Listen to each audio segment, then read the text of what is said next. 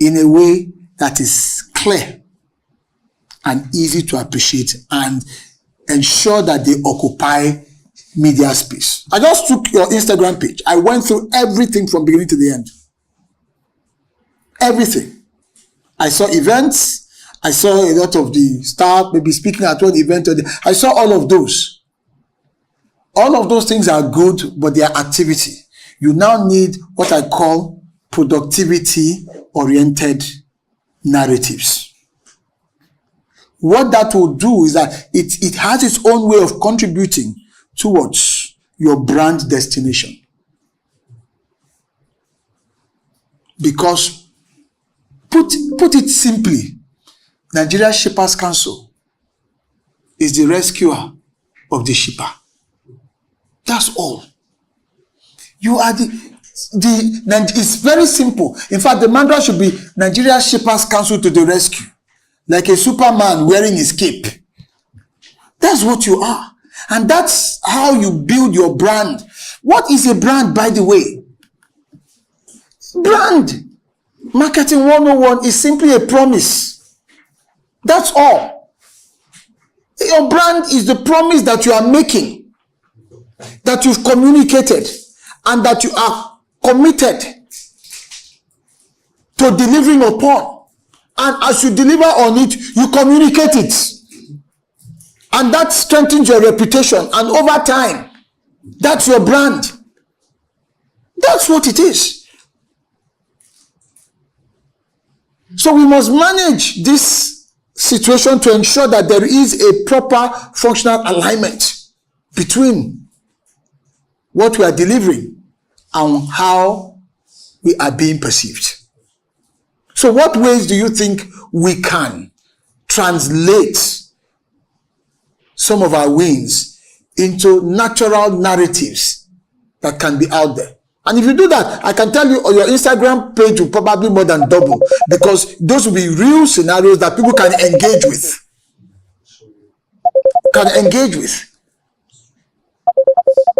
Because as Hassan Bello used to say in those days, that we are all shippers. Once you put something in an envelope or whatever it is, you order something that it comes to you. Everybody is a shipper in one way or the other. So what ways do you think we can do that?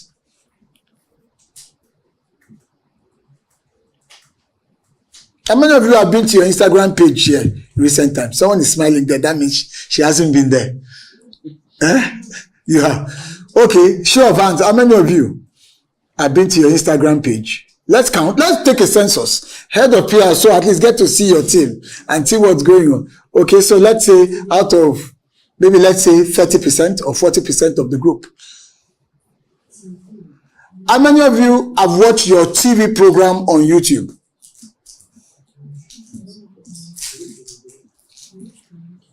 So how many of you have tracked the nature? Am I wrong with what I just said about your Instagram page? So I saw. So in what ways do you think we can? Because you're the ones on this job. I can't really picture in full concrete sense all the issues you address. For instance, you said we had 6 complaints. One of them had to do with demurrage. Another one had to, what does it mean? It does. I get the point. It doesn't stick. The point I'm making is what does it mean? It's just like data, some information. But could you translate that into much more concrete narratives, storytelling? Yes, sir. That particular segment, if you can reimagine it and make it weekly, it's a good start. It's at least another component that helps your brand, because it's appealing to your ecosystem, those that need to know. Yes, please. So I think we should just do like a turnaround, concentrate more on that, because that's the stakeholders we're dealing with. Then I think the other activities, you can now make them like more of tidbits. Okay, the ES executive visited these places. They will now tell that less time, and then concentrate more on that instead of giving the personality story of the ES. I think the stakeholders' interactions should be more like our focus. Absolutely. Because they are the ones that will now sell us out. Absolutely. They will sell us out. They are the ones that will interact more. I said, we're able to deal with this. So if they are able to deal with this, that means I can take my complaint. If they are able to settle out these people, that means I too can. So it shouldn't be just that tidbit small session. It should be more time should be dedicated to it. I think, so let me just give you this story we had in Kaduna. There was this black eye beans issues that we had from Kaduna to Dubai. You understand? It was a lengthy negotiation. But the good thing about it, even though it wasn't given prominence, is that at the end of the day, they was able to reach a compromise that Shippers Council stepped in, and then they was able to negotiate it. So for me, that was like a victory. Victory, yes. You understand that if we sell it out, people will know that yes, okay, we are working.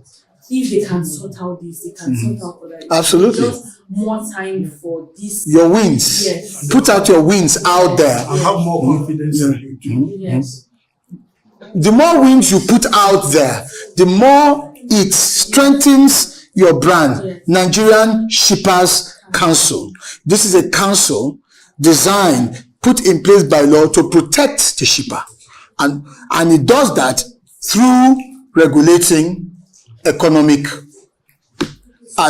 activities within the port system. That could work, and it's something that you should figure out a way to put across. Yes, please. Please.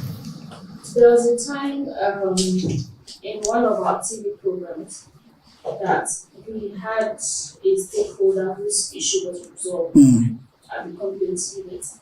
And given his remarks, he said, when you have an issue come to Shippers Council, they will always be there to help you. You're even praising Shippers Council for not collecting the dams.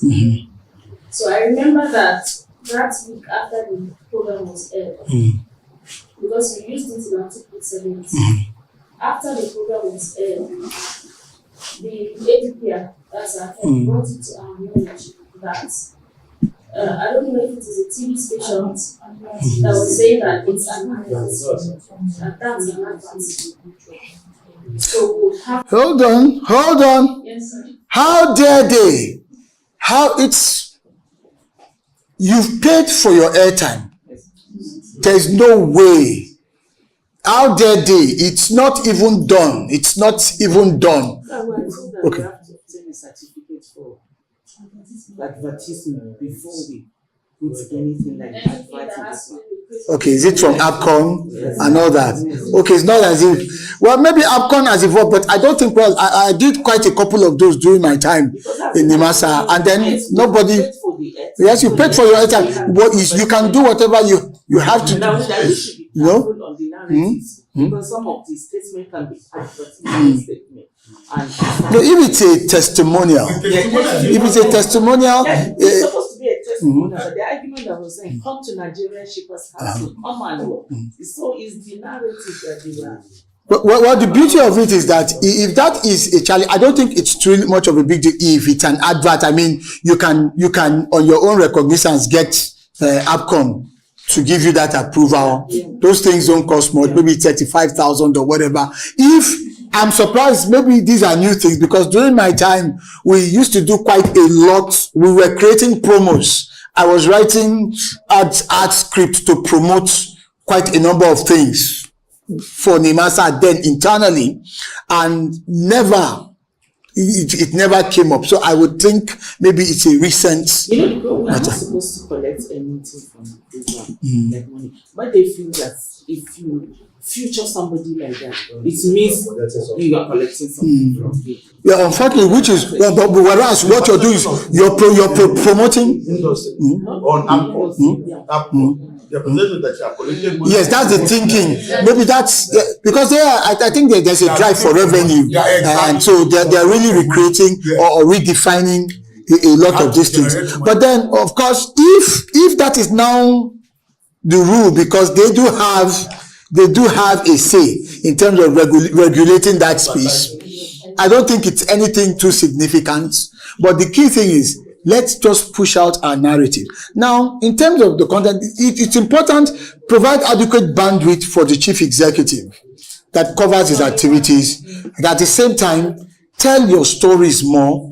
And because those stories will help define, since that is our interest here, it's to help define and shape the brand, shape Shippers Council from being an entity into having an identity. Because right now we're essentially an entity of government, an agency of government. But the goal is to evolve into one with an identity. In other words, we identify with shippers. Shippers identify with us across the strata. And in today's world where there's so much e-commerce going on, I think that Shippers Council can actually mainstream the value of the fact that we're all shippers. I know Isaac Bello used to say that a lot. I thought that was one way I got to appreciate Shippers Council. That you can be the one, in fact, it's your responsibility by law to mainstream the concept that we're all shippers. Everybody is affected by what Shippers Council does economically. So everyone should have an interest in what we are doing and therefore help in building that into a brand. So the concept of shipping and all its values, which of course goes beyond waters anyway, should be you owning that space as a brand in the hearts and minds of Nigerians. That is when we actually arrive at that brand destination. But the thinking within this current situation must be such that it's more strategic and our effort is driven by this sort of ideas. And so every time we're going out there, before something happens, if it catches us off guard, our response goes beyond the original, typical, stereotypical way of, let's do it this way. We can turn it around. We can turn it into a story. It's not too late to tell your own narrative of the MPA episode. In fact, now that everything has cooled, this could be a time where there is mental space and bandwidth, where you could then come out and drive a narrative of yours that can stick with people. And then keep in mind that because the world has become so discontinuous, you are an organization of government, an agency of government that is built. You know the concept of incumbency, which is very traditional and which is, you can predict. Begin to think with some sense of insurgency. Why does insurgency last? Why is it such a challenge militarily? It's because traditional armies fight based on traditional principles. Insurgents don't have any rules. They redraw the map. They take the battles to places which is non-conventional. They pop up here and there. So you need, and I'm going to, head of here, I'm going to appeal to you, ma, to encourage a little bit of insurgent thinking, not in the sense of irreverence, but thinking out of the box to do some things. With social media, and you have a TV program, a TV platform, you can reimagine the TV program. When I got into the master, one of the things I tried to do was, why can't I have interviews on a boat? My first set of interviews were on our vessels. I realized that a lot of people in the master had hardly gone out to the waters. There were so many things I imagined, just that my schedule, my plate was so full. I thought of ideas where if people come to visit us, they should live with fresh fish. Because it's maritime. Do you know the PR that will do? That what we are giving our guests is fresh fish picked out of maybe somewhere in or what have you. It's just, we are giving you the maritime experience. You see, let me tell you, that will make news faster. That will trend more on social media. Quicker. We have to think out of the box. Why? That is solidifying your brand, giving the right picture. Oh, these are shippers. So everybody is into shipping. Those are the kinds of stories. Sometimes we used to think that, are you crazy? What? I said, look, you need a bit of this insurgent thinking, because this is a government establishment. The space is pretty much established in nature. But if you're going to break out a little bit, you need some doses of this once in a while. So it's to really challenge that thing. And I think that's, for me, is the major argument I bring to you today. To say, as public relations people, we must be very strategic. We must shift the paradigm. Because aren't you tired of people just ambushing you every now and then over issues, especially bad actors? Sometimes it could be somebody who decides, maybe they wrote a proposal and the means was not there to satisfy them, and the next thing